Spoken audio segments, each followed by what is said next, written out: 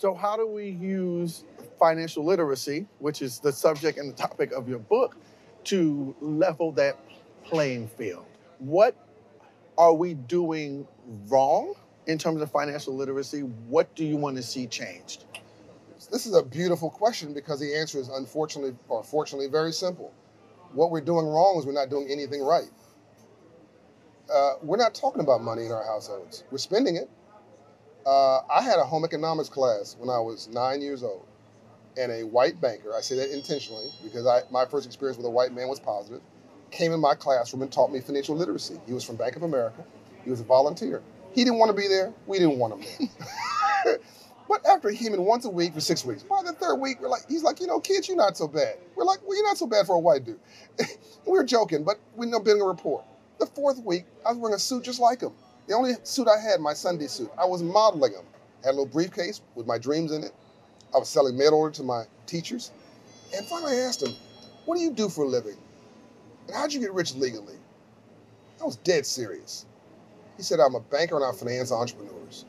I said, I've never met a banker before. I never heard the word entrepreneur before in my life. But if it's legal and you're financing it, I'm going to be one. Now, what am I at today? I am an entrepreneur. And what are we doing? Using banking principles to level the playing field for now millions of people. Now, I did that. Everybody watching this can go volunteer in a classroom somewhere. Everybody watching this can take this book, go to your local school or church or wherever, and teach financial literacy. And what I really want to do is I want our Congress, our Senate, and our president to sign a financial literacy for all bill that will embed this K through high school, but that I'll get to in the next couple of years. Yeah, that was my next question.